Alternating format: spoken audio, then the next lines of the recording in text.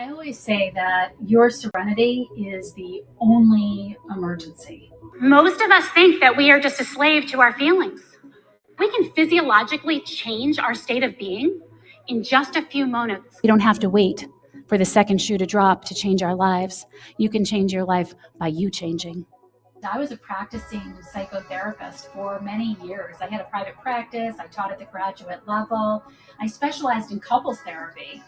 I was in therapy of my own, and I believed that I was on top of all of my unconscious thoughts. That's until my world came crashing down.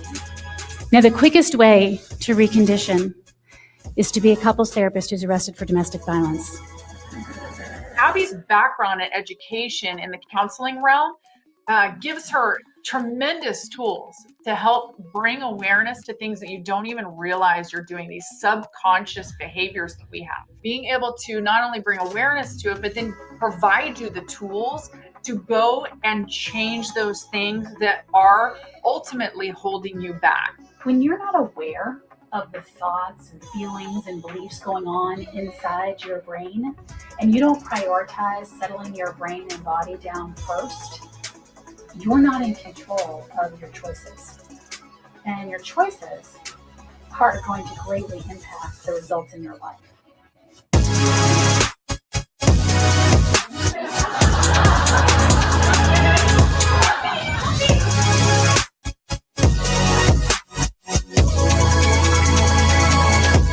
In my work now, whether it's one-on-one or in groups or with audiences, I provide a space for high-achieving, insight-oriented people to awaken to the areas of their life where they're self-sabotaging, to align with their worth and their purpose. So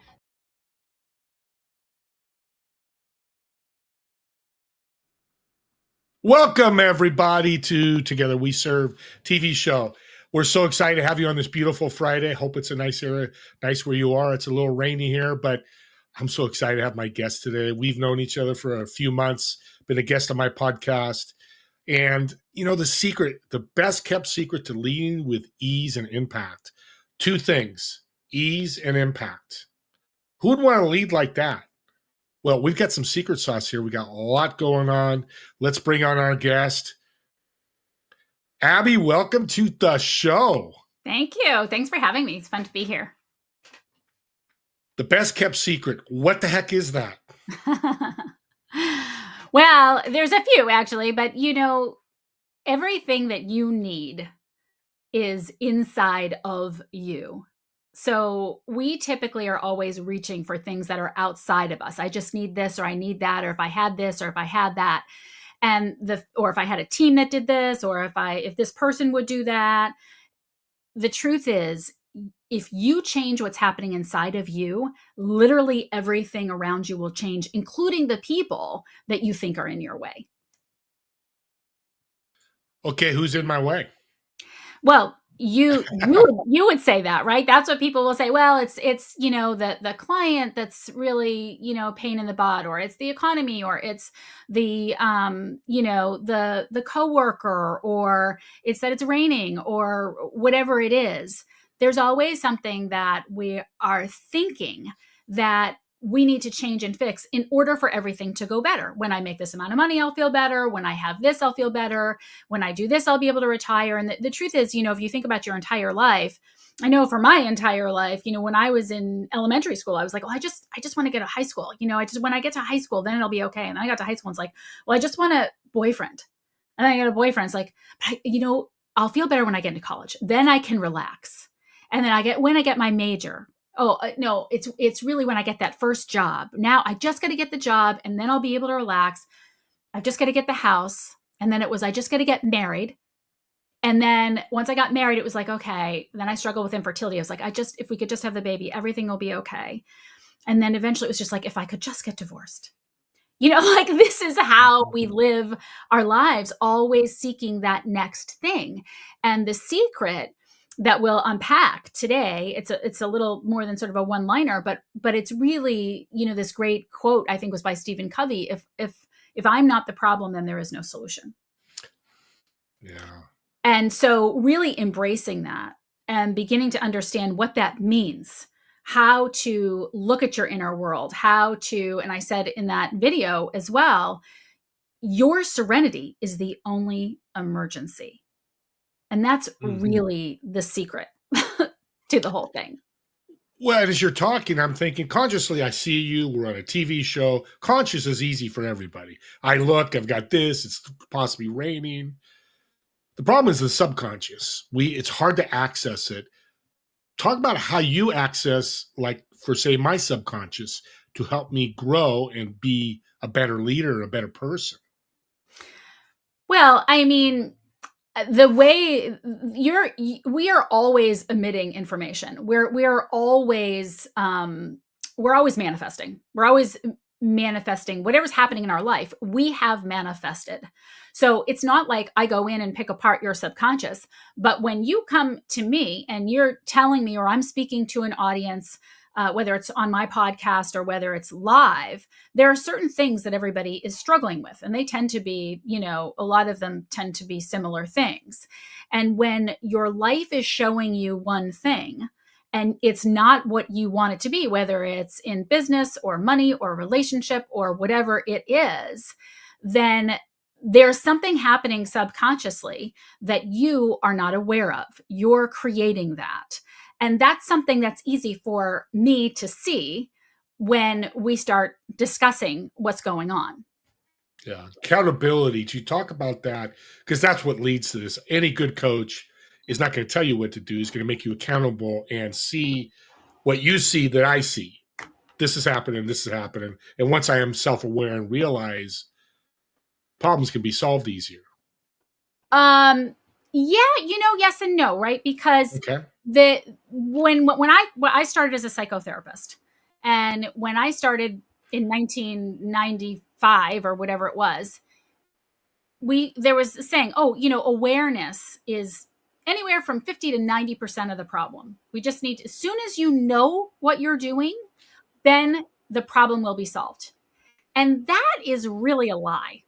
And it's permeated our entire society. And so people will tell me all the time, I'm very self-aware. I'm very self-aware. And I just kind of chuckle because, as I said in that video, I was a therapist, right? So I had done all of that work. I was in therapy. I was constantly trying to be on top of my subconscious. And I thought that I was.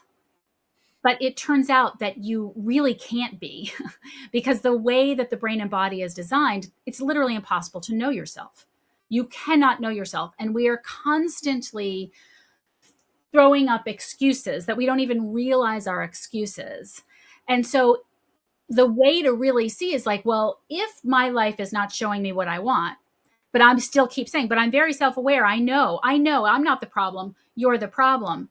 No. There's some subconscious belief or thought or process or something that's going on that you are repeating in your behavior, in your words, that you're not seeing. So, for example, I was working with someone a while back who we had identified, and I know I shared with you before, some of the work that I do is the work of positive intelligence, which was created by Shirzad Shamin. And what's beautiful about that work is that it breaks this stuff down into much simpler, easier, digestible ideas. And so there's a saboteur assessment that Shirzad has, and there's 9 saboteurs. And you could have the pleaser, you could have the avoider, you could have, all these different ones. And so this person had the restless, and he was trying to build a business, and he would go and sit down every day to work, and he would come and into his session, and he'd be like, oh, he's doing this and he's doing that. And my restless saboteur is just getting in my way, because the restless saboteur is always telling the person, hey, this is the way you solve this problem. Bail. The grass is greener over there.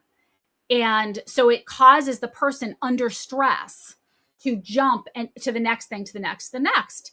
So it made sense, right? He was jumping to the next, to the next, to the next. It made sense for us to think that it was his restless saboteur. But what really became apparent as we started to watch and observe, super, super important word, observe. Nobody wants to just spend the time observing. They want the answer. A lot of people come to me and just say, just tell me what to do. And I would say, I'm not going to tell you what to do because I could, but you wouldn't do it. And you would be seeing me for much longer than you need to because you've got these other forces happening. So as we started to observe what was happening, the reason that he was jumping from one thing to the next wasn't because his restless saboteur was telling him the grass is greener. It was because he also had what's called the hyperachiever saboteur.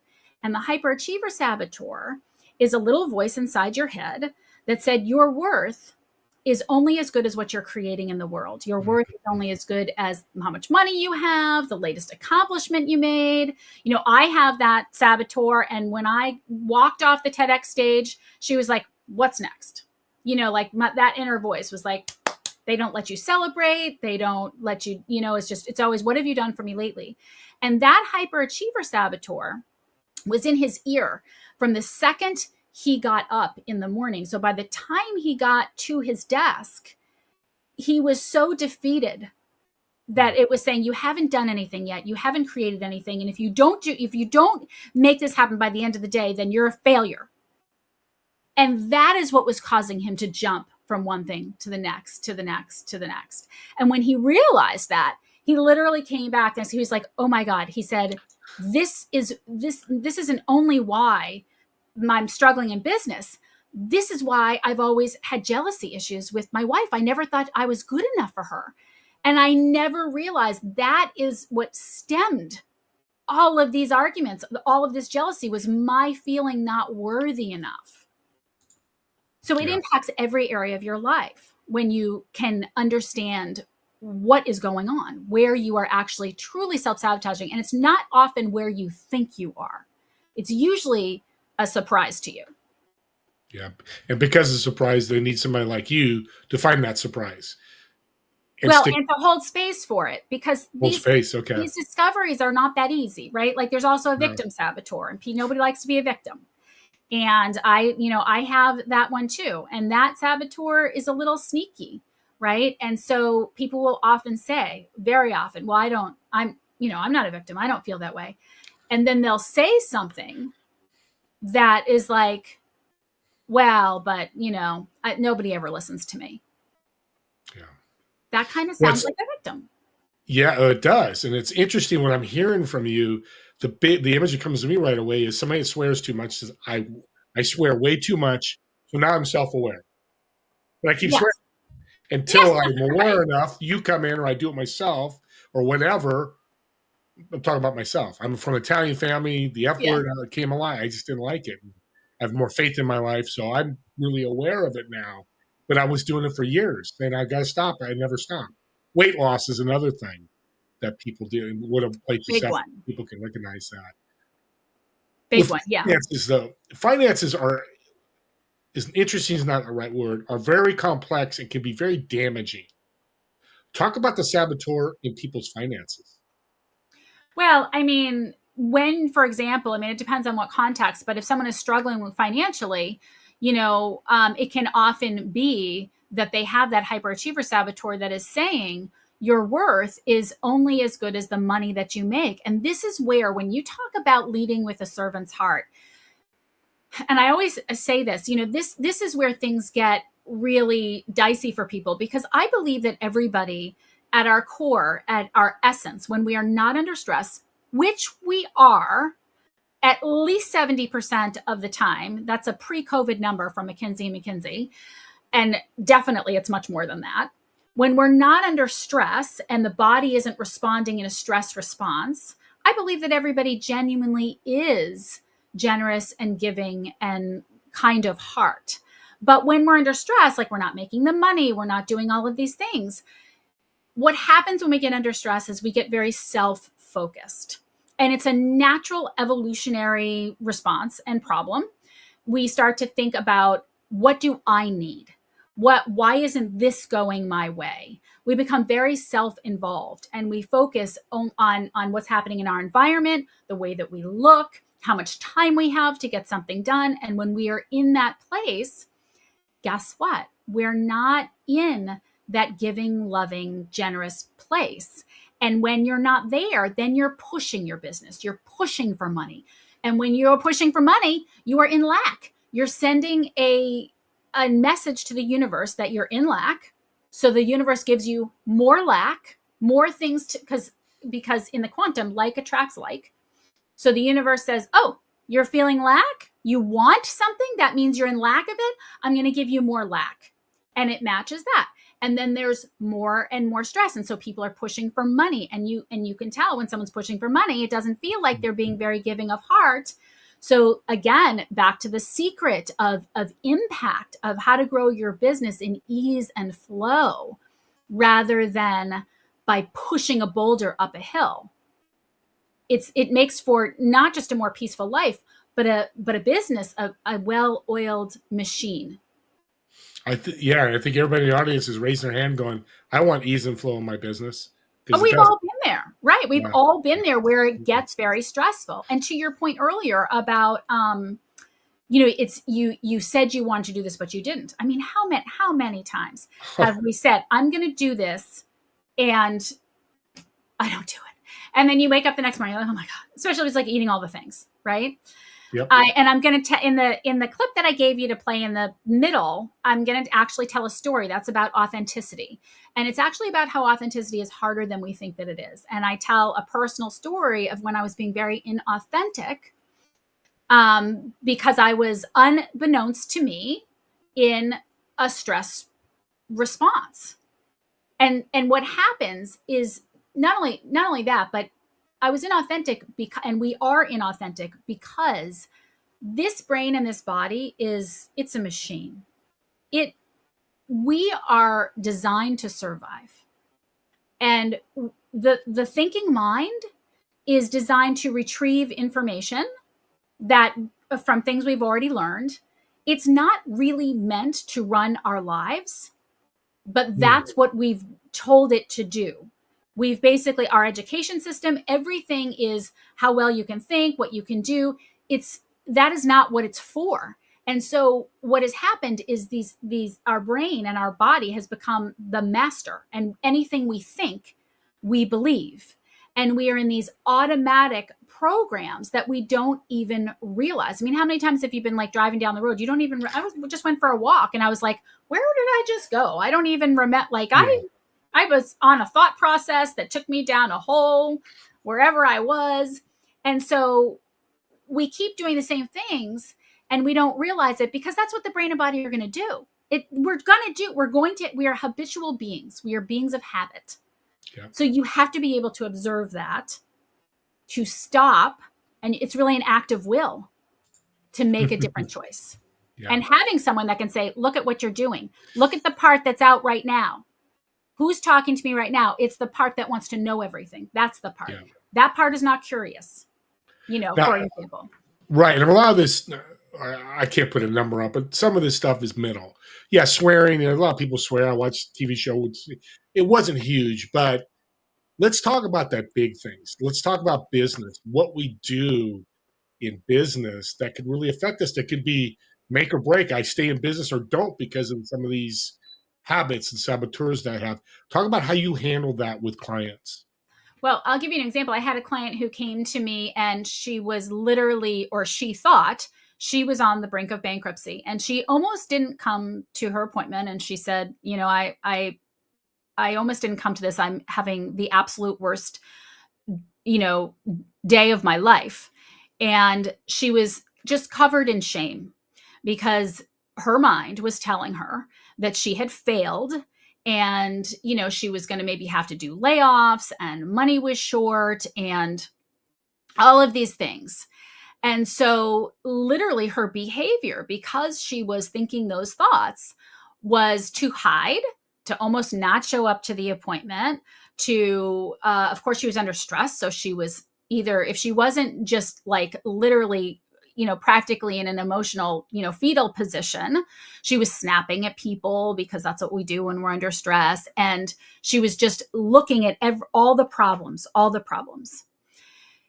And her hyperachiever saboteur was all over her, telling her she was a horrible person. And really, it was a natural evolution of a business, right? When we are growing, sometimes things happen and things shift. that we have to move into a different place. And she had several employees that they didn't really fit. They didn't really need to be there. And after our session, when she was able to release herself just from the shame of it all, and say, well, why? You're more of a creative person. Like, why would you know all the financials? Why wouldn't you engage someone to help you with that part of the business? That's not even your forte, And she ended up, consulting, like getting curious, asking for help and consulting, a financial firm that was like, oh yeah, we see this all the time. Hey, listen, this is what you need to do. I would take a loan here. We should probably cut back here, da, da, da, da, da. And then we worked together to really look at what needed to happen. And all of the feelings like, oh, I'm letting people down. No, guess what? These people who were working for you, they don't feel like they're bringing value. It's not working out for them either. You're giving them an opportunity. Like things are what they are. It's the story that we add to them. It's what we tell ourselves is happening that is the problem, the judgment we place on ourselves and other people. So it opened up, an immense amount of energy when she shifted some things. And the other thing that was happening is that when you are under stress, right, you start to micromanage. And she was saying, I want to be on bigger stages. I want to be having bigger clients. Well, she couldn't do that because she was doing everybody's jobs for them because she was so afraid that something was going to go wrong with, by the way, the clients that she didn't even want to have because they weren't really aligned with her and they were too small for her. And so when she began to be able to regulate her inner world, become aware of what's happening, regulate her nervous system, observe her behaviors, have an active will to say, I'm not going to do that right now because that doesn't serve me. And that is not loving to me. And if I'm not being loving to me, then I'm not being loving to anyone. What she was able to do is start letting people do their job, which then let them feel more creative and inspired. Because when you're working with a workforce that thinks you're going to overdo everything that they do, they're going to stop being creative. So they started coming up with great ideas to share with her, and she freed up her time to go get the big fish that she was looking for. So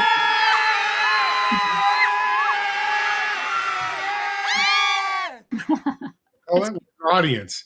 Yeah, that's powerful. A couple things is regulate your self-love and your self-awareness. Self-service. Got to serve yourself first and love yourself first, right? Before you can do anything else with other people. And that's where you come in. Yes. One of the loopholes that people get into is when we talk about self-love. People will, because I never liked that. I was always like, self-love, I kick butt and take names. I don't learn, right? But I always say, you can't get what you're not willing to receive. But the problem with this terminology of self-love and these terms that we throw around, and that's one of the things that I talk about in the video that you're going to play, this throwing authenticity around, it's just not very real. What happens is we try to love ourselves with our mind. We say, I don't feel good right now. I feel bad. I feel ashamed. I feel guilty. I feel whatever. I feel angry, resentful. And then we tell ourselves, no, calm down. You shouldn't feel, you have nothing to feel ashamed about. And then we'll call our friend and say, this happened. What do you think? And they'll say, oh my God, you're totally fine. Why are you worried about that? And yet we still feel that way. We still are carrying that around. You cannot fix something, Einstein said this, from the same level of mind that created the problem. You can't fix a problem from the same level of mind that created it. This is the level of mind that created it. So, but when you experience those emotions, they're experienced in the body. And we don't often want to go there. We want to push those down and we want to just get back in our brain and our analytical mind and be like, don't worry about it. You're fine. Let's just keep working to figure this out and figure this out and figure this out. And yet there's all this energy. Emotions are energy in motion. All this energy that's happening in your body that is resisting, that's not only sending literally a force field out around you, that's keeping what you want from you energetically, but you are expending a tremendous amount of energy. And what you are not doing, and this goes back to my podcast, The Intuition Incubator, is you are not tapping into the part of you that taps into a higher frequency, to information that comes from a higher place, you have to be organically, genuinely in your heart to be able to be vibrating at that frequency. And we can shift ourselves physiologically. We can physiologically shift our brain and body into a different state of being. You cannot do it with your head. You cannot do it by saying, I need to feel more grateful. Let me write a list of all the things I'm grateful for. I'm grateful to be here, Steve. I'm really grateful. I'm grateful to have this, and I'm grateful I have my thing, and I'm grateful that. But if you check in your body, you're not feeling it. Is it in your heart? It doesn't compute. But you can, with very simple exercises, we teach this through heart math, and positive intelligence and any number of things. You can physiologically shift your body. And this is why I say your serenity is the only emergency, because once you look at your physical state, if you're thinking negative thoughts, you're in saboteur land. That's your clue. Thinking something negative, I'm in saboteur land. Okay, that to me is an emergency. I need to shift that. That's my focus now. And so then you need to stop thinking and do an exercise to shift, to genuinely get into your heart, into gratitude. And you and I were talking on my podcast. I had you on my podcast recently. And, we talked about it. One really simple thing is going and being of service to somebody else. When you are in a snit, whatever, it doesn't matter what it is. It literally doesn't matter what it is. And you say, I'm in this snit. I can't get out of it. I could call somebody and just complain. But that will just groove the same neural networks in. Where can I be of service? Who needs my help? Is there, who can I even just give all of my attention to? Can I come to this and just say, how are you doing, Steve? Tell me what's going on with you. And just put all of my, authentically putting all of my attention on you. Now I've got my attention off me, and immediately different parts of my brain are firing. And my analytical mind is closing down, and the stress centers are closing down, and it's opening up the areas of curiosity and collaboration and communication and all the places where business problems are really solved. And you're plugging into your intuition. Yeah, I love that, because that's what I talk about. We again talked about when you're on my show and you're on I was on your show. The emotion comes out because when you serve, you feel good. I tell you, I do it every day. I get an email. Oh my God, it was a great call. Got an email late this morning. Man, thank you so much. You really helped. You're a blessing. Just those 3 words changed my attitude, changed my emotion, and took and pushed them away a little bit. So you're absolutely right. Anything to do good, maybe it's $20 to that guy sitting in the corner. I don't do it. But if you want to do that, you're going to feel good. And I tell people to feel good could be 5 seconds, 5 minutes, 5 years, 5 months. Doesn't matter. It's just putting out the good. We're coming to the end here. We're going to talk about unlearning. It's a phrase she has. You guys got to stay and listen to this, because it's very unique. And all this stuff can be done by yourself, but an expert like Gabby is going to help even more, because the accountability part. Like you said, I'm going to quit swearing, but you see me next week and I say, F. You're like, well, it's the unconscious part. It's the inability to truly observe ourselves, because the machine is always working. Yeah. We have to. So, but you're telling me there's a hope, because there's a solution to this. Oh yeah. What a way to end the segment. She's so good. Love her as a guest. So let's take a break. She needs some water. She's been talking a lot. We'll be back in 5 or 8 minutes. Watch this wonderful video.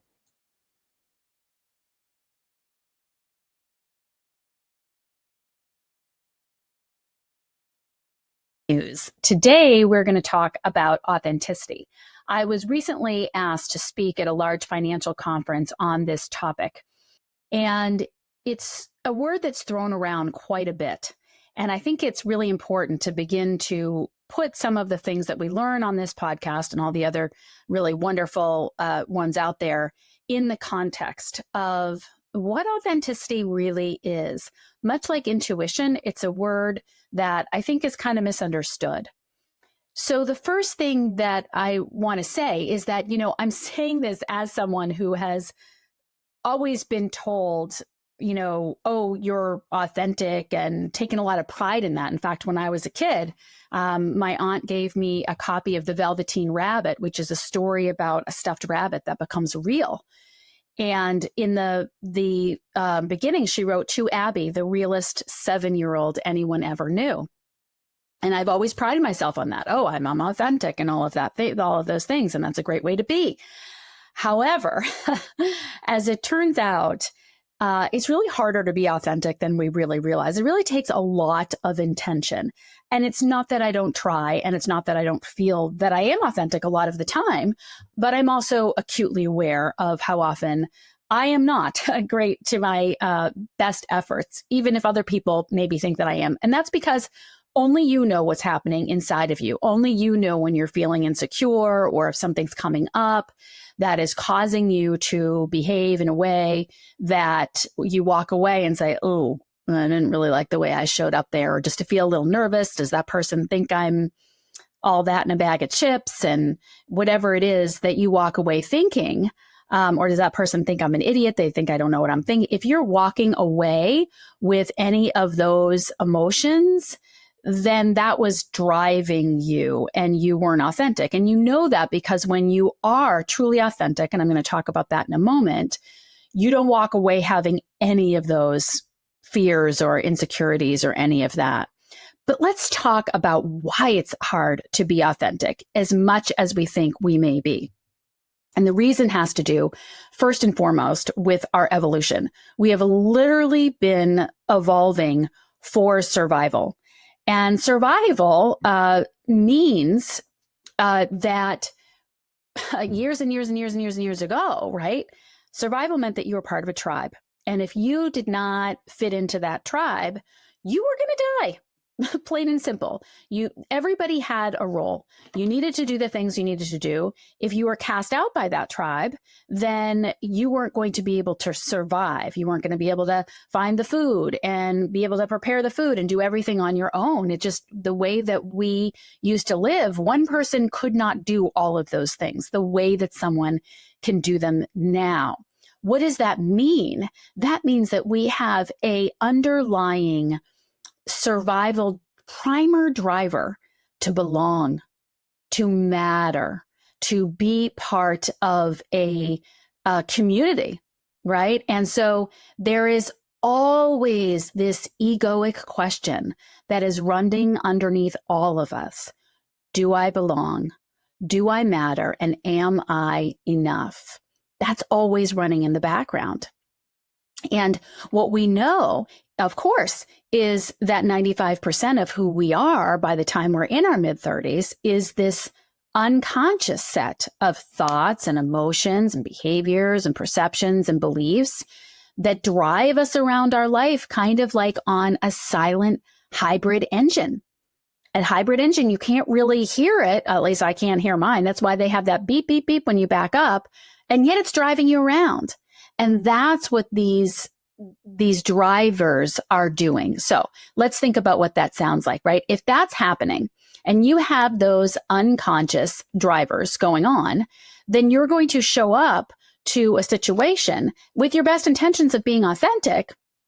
And yet you're going to find yourself maybe saying things to be liked or saying things to be funny or any number of things, right? Or apologizing all over the place for yourself or whatever it might be, or inflating yourself, talking up how things are going because you want to put a certain foot forward, right?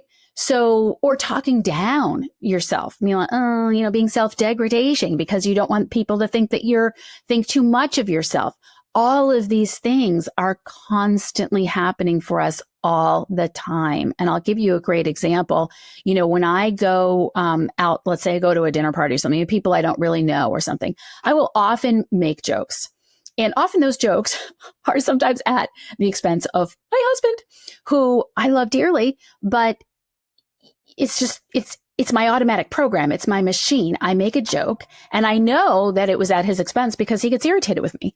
And so I hear about it later, right? And the buffer that I throw up to that is like, oh, it wasn't a big deal. And why didn't I say so many complimentary things about you? Why are you perseverating on that? And all of that is true. However, it's also true that he's been asking me for years not to do that. And yet my machine, my mind and my body it just comes out because of this maybe unconscious when I review it, when I look back on it and think, oh, you know what? I did kind of want to make somebody laugh because I wanted to fit in. And, that was the easiest thing. And even though maybe it was completely benign and no one else thought it wasn't, the point is he doesn't like it. And I did it totally unconsciously. And that is inauthentic, right? If you think about your saboteurs, what saboteur is driving your behavior? If you're an avoider and there's an incident, something that you don't feel right about, that you feel strongly that needs to be addressed or shouldn't be the way that it is, and you don't address it because your avoider saboteur is telling you that the best way to handle things is just to let everything be because it's nervous about what's going to happen if you do address it, then you're being inauthentic. You are not authentically showing up with like, hey, this is how I feel about this.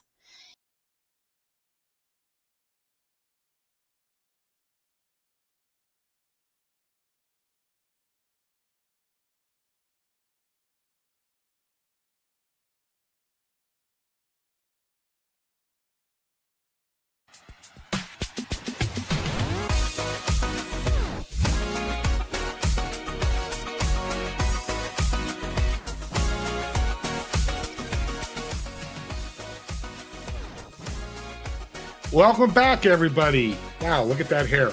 I've been running around trying to take care of my great guest. What's your saboteur? She talked about it in the first segment. I've written a couple down for me that I'm going to work on. And being aware, like she said, is part of it. It's taking action. The phrase, and she's probably going to correct me, she's already corrected me twice on this show, which I love. So I love being a host because I get to learn and be corrected the right way, is talk is cheap. And I think kind of in a way she's saying that. I could say I'm going to quit swearing, keep saying I'm going to quit swearing every week. I never do. I guess talk is cheap then until I take action to do what I say. And that comes in so many levels, life and business. And service falls in both those categories. We're going to talk about unlearning, but she also has a comment about life balance and how your family time is affected by life and balance. With that being said, let's bring back our awesome guest, Abby. There you are, Abby. Let's bring her back. Welcome back, Abby. Thank you. Get rid of my soul music. That was such a great video because we think we're authentic. We think we're genuine. And I think you're right. I think somebody in prison who's committed murder, to a pastor, to a teacher, they all have in their soul this service mentality. But I'm gonna borrow that word when I help and mentor people. That saboteur, what's sabotaging your ability to serve and do different things. Let's talk about first family time. I'm reading as we're waiting the break that you have family time with life balance and how you work with that. Tell us how you do that. Honestly, Steve, I'm not sure I can tell you about it, but I'm not sure what you're referring to. I'm not sure what you're reading about. Yeah, I just life balance is work-life balance is.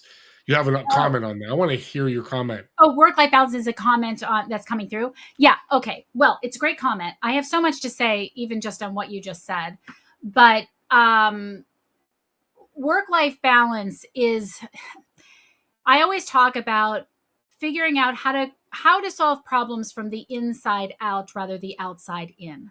So people will talk about, I'm just doing all the things. I don't have enough time. And so what they'll do is they will create space, like, okay, I'm going to do this for this amount of time, and I'm going to do this for this amount of time. Or and they're trying to do these things from the outside in and come up with a plan that's going to work.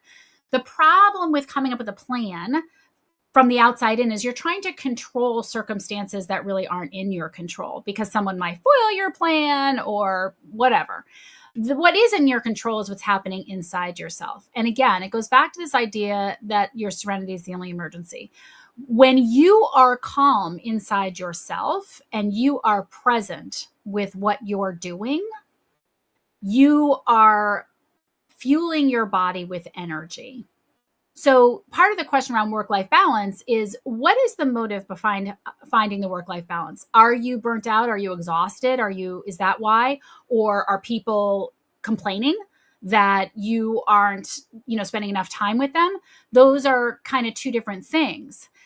But the idea of work-life balance has to do with balance inside yourself.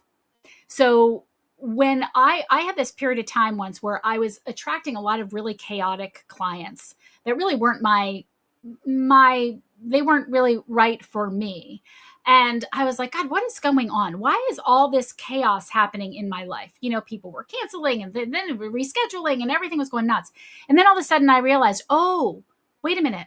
Let me look inside myself. And I was a hot mess in there. I was completely being run by the voices in my head saying, you're not enough, you're this, you're that, or whatever it was. And I got to do this and I got to do more and I got to yada, yada, yada. And as soon as I stopped that and was like, oh, I need to be less chaotic inside myself and more present in my life. All of those clients went away and all of the perfect clients showed up. You can be the time. It's not a time thing. It's a presence thing.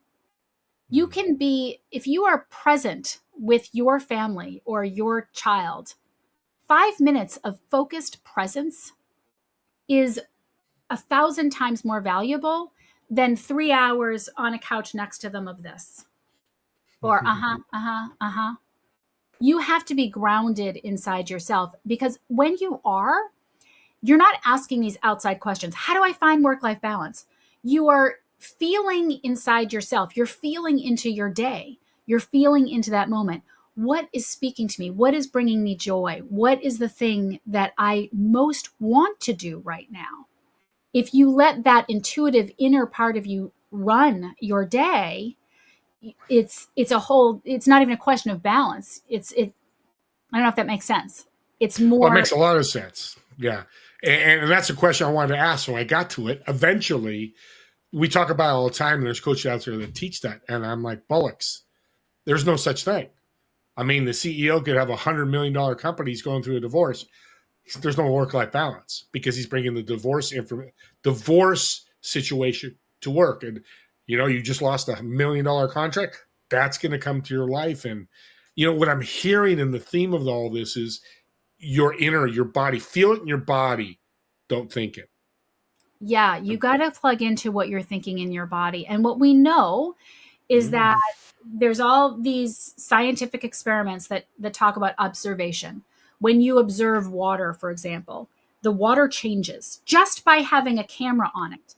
Just by having someone in the room looking at it, it changes, right? There's the split atom test. The observation, split atom particle, I don't know.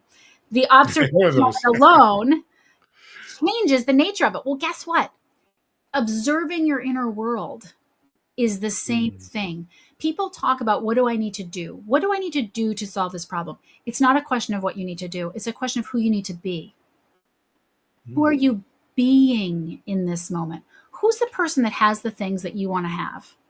How are they? How do they be? How do they talk? How do they behave?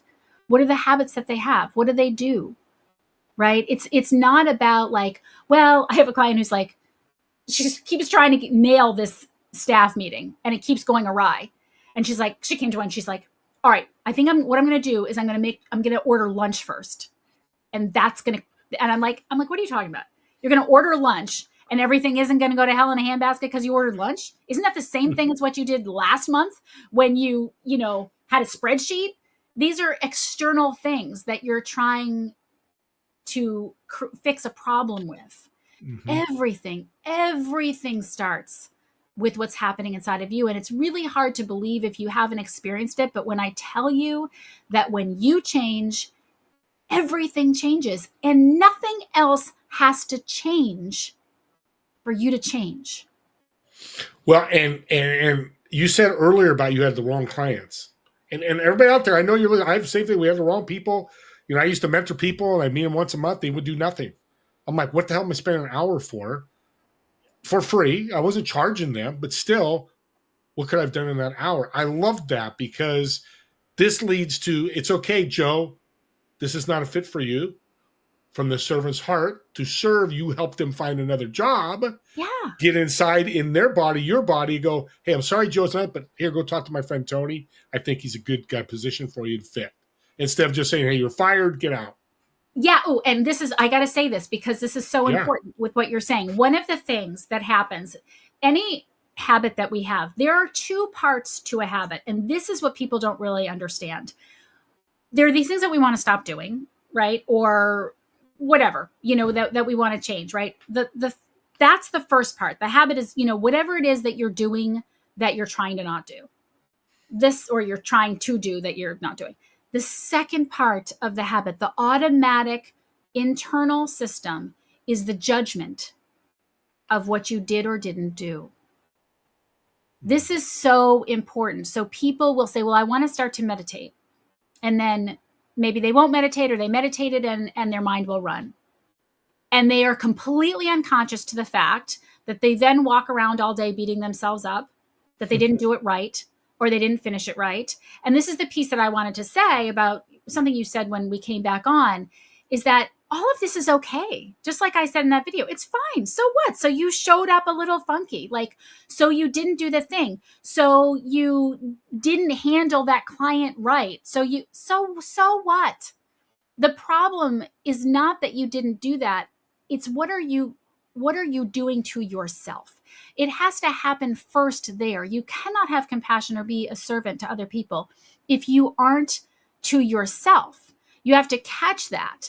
And when you do, and you get an observation of that, and you really begin to watch, not just your behavior so that you can beat yourself into submission the next time, but watch your behavior and then watch what you say to yourself. Watch what you do. Do you go and talk to your friends, say, oh, I did this horrible thing, and they try and make you feel better, and they say all the right things, but of course you don't feel better. You still are carrying it all around, Pay attention to what's happening. And then eventually, after a long time of observing and observing and observing, things in your inner world begin to change. And this is where the unlearning comes in. We can make different choices once we become super aware. And when we do that, we're creating a new neural network. So the body is used to doing the same thing over and over and over again. It's just what we do. If I beat myself up, that's what I do. It's my habit, right? And I'm sure people listening are like, oh yeah, I feel guilty all the time. That's your habit. So when you just say, oh yeah, I feel guilty all the time, that's just me. No, that doesn't have to just be you. Is that how you want to live? Is that how you want to roll? No, you can. I spent 2 years unlearning guilt. I spent a year unlearning envy. Just unlearning these emotions is I think that's success. I would much rather we all go to dinner parties, and instead of saying things like, what'd you make this quarter, or what kind of clients are you doing, or what's your SEO strategy, or whatever, we said things like, oh, you know what? I'm really working on this unworthiness program, and I made some amazing strides. I said that no. would be great. I said no when I wanted to say yes, and my whole body was raging because my pleaser saboteur was active and making me feel anxious about what this person was going to think if I said no. But I had to be loving to myself. And so I said, I can't do it. Or, hey, I think we're not a great fit as a client, but I've got somebody that maybe would be good for you. I love that. And thanks for feeding and learning, because we're coming to the end here. And I was going to ask you to go quick on unlearning, and you're so smart. She picked up my body language. No. We were vibrating at the same frequency. That's it. The energy. It's the energy. Well, and that's real time and what really can happen. And that happens too when you can say somebody's words. People go, or you both go, hello, at the same time. And that's intuition. That's a form of intuition. And everybody knows that we've all done that once or many times in our lives. Let's end with this. What's one quick tip you can leave somebody that says, okay, I'm loving this. I got to get rid of my saboteurs. What's the first step they can take? Well, listen, the saboteur assessment is free, and I'm sure I can give you a link to put on the show. I would absolutely do that. And that's by Positive Intelligence. That's not mine. It's Positive Intelligence, Shazad Shamin, but I'm licensed to teach it. But anybody can take that. It's not through me. It's completely free. It doesn't come to me or whatever. But if you want to send it to me, you could. And I'm happy to schedule a time to help you, walk through it. But there's tons of information to really identify in a 5-minute, really quick assessment what your saboteurs are. So I would definitely do that. The second is really, really dialing into your serenity is the only emergency, and realizing that no matter what, listen, in HeartMath, we teach first responders. If you can literally be in life or death situations and be coherent, your heart is coherent, your brain is coherent. And if your brain's coherent, you're coherent. If we can make this coherent in a life or death situation, then we are making better decisions. We are tapping into something beyond us that just tells us what to do instead of thinking, what do I need to do? What do I need to do? So I would say dialing into that. And when that's happening, putting on a little meditation, doing some breath work, being of service to somebody else, writing out all the things that you're grateful for and really feeling into it, conjuring an image of something that just brings you joy, so that you can feel that inside yourself, and then watch what happens. Watch the ideas that come to your mind. Watch how everything changes. Yeah. Abby, you're amazing. Audience, reach out to her. I'll have the information for you. Reach out to me if you don't. I'll connect you with her. Let's end with a fun little question. I know you wanted to know what the question was. I did, because you asked me hard questions. I've got a Learjet set up for you over in the airport near your house. You've got 4 seats. You're obviously sitting in one seat. What 3 people are you going to invite, dead or alive, to fly with you, and where are you flying to? And not my family? You'll bring your whole family if you want. That's what I would do. I would bring my family. I think if I were going to do that, but if I were let's bring your family. Which 1 or 2 people you'd bring that you'd really want to spend a 4 or 5 hour flight with? I want to talk to Sadhguru. I would love that. That would be a dream, to just sit next to Sadhguru and listen to him talk. Yeah, and take care of your family as well. Family time and fun time and business time. I love it. How can people get a hold of you? Well, you can go. I would love it if people would check out my podcast, because I have some amazing guests. And that clip that I played is a Monday Muse. And those come out every Monday. They're like 5 or 10-minute episodes that people tell me just really sets their week in the, they were in the midst of beating themselves up. And then they hear this crazy story about what I did to myself. And they're like, oh, I don't need to do that, and I give a little lesson. So I would definitely check out the Intuition Incubator. But you can go to abbyhaverman.com with 2 N's, ABBY, Haverman.com. And everything is on there. And if you I can't remember the link my designer created. I should give it to you. That'll just go to all my offerings. Yeah, that'll at least get them there. There's a contact page. I've been there. So if you want to contact her that way, you can do that. Thanks again. This has been, time flew. I looked up like, I got to close this because this is live.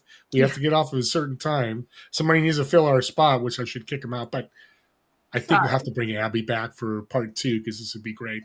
Audience, reach out to her. Just think about who's your saboteur. Who's sabotaging your life in you? Not the people outside, but in you. What's your saboteur? It's what I learned today. If not a lot of other things, is when I look at something, what am I going to do about it? And how's my subconscious going to sabotage me, and how I can avoid that? The other thing is, I love Abby said it multiple times, go out and serve. When you listen watching this show, go serve somebody. Reach out to me. Let me know how it goes, because I know something good's going to happen. With that being said, we'll see you all next week, Friday, 2 p.m. Pacific, 5 p.m. Eastern, at the TV show Together We Serve. You all have a great week, and we'll see you next week. See you, everyone.